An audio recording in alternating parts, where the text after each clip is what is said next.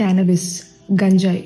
Cannabis అనేది, గంజాయి అనేది మన బ్రెయిన్లో మూడ్ అంటే కోపం, ఆనందం, సాడ్నెస్, రివార్డ్, ఏదైనా అచీవ్ చేసి ప్రౌడ్గా ఫీల్ అవుతున్న ఫీలింగ్స్, మెమరీ, జ్ఞాపక శక్తి, భయం, యాంగ్జైటీ, మోటివేషన్, స్లీప్, ఇలాంటివి అఫెక్ట్ చేసే ఏరియాస్ మీద మన బ్రెయిన్లో గంజాయి అనేది, క్యానబిస్ అనేది పనిచేస్తుంది.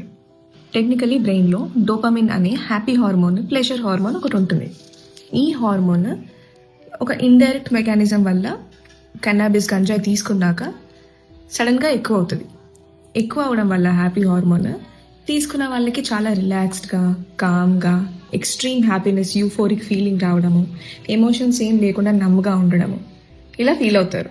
ఇది కంటిన్యూస్గా తీసుకొని వాళ్ళ బ్రెయిన్కి ఈ ఫీలింగ్స్ అలవాటు అయిపోతాయి. మామూలుగా మనము ఏదైనా చేసి ప్రౌడ్గా ఫీల్ అవ్వాల్సింది, హ్యాపీగా ఫీల్ అవ్వాల్సింది, ఎమోషన్స్ ఫీల్ అవ్వాల్సింది, వీళ్ళ బ్రెయిన్ ఇంకా కంప్లీట్లీ నంబ్ అయిపోవడము, మోటివేషనే లేకుండా, ప్లెజరబుల్ యాక్టివిటీస్ చేసినా కూడా వాళ్ళకి అసలు ప్లెజరే లేకుండా, ఇంకా ఆబ్వియస్లీ డోపమిన్ అనే హార్మోన్, హ్యాపీ హార్మోన్ రిలీజ్ అవ్వట్లేదు అని అంటే అదర్ హార్మోన్స్, సెరోటోనిన్, డోపమిన్ ఇలాంటివన్నీ ఇంబ్యాలెన్స్ అయిపోయి డిప్రెషన్లోకి వెళ్ళిపోవడము, ఇలాంటివి జరుగుతాయి. మామూలు మనిషి రియాక్ట్ అయ్యే వాటికి కూడా వీళ్ళు రియాక్ట్ అవ్వలేకుండా, ఎమోషనలీ నంబగా ఏ ఎమోషన్స్ లేకుండా ఉంటారు. ఇంకా వీళ్ళు ఏదైనా ఫీల్ అవ్వాలి, ఎందులో అయినా ఏదైనా ప్లెజర్ ఫీల్ అవ్వాలి అంటే వీళ్ళ గంజాయి తీసుకుంటేనే ప్లెజర్ ఫీల్ అయ్యేలా ఉంటారు. మనం అనుకుంటూ ఉంటాం, ఫర్ ఎగ్జాంపుల్ మీరు గంజాయి తీసుకునే వాళ్ళతో ఫ్రెండ్షిప్, రిలేషన్షిప్లోనే ఉన్నారే అని అనుకోండి, they are always in a nonchalant state. So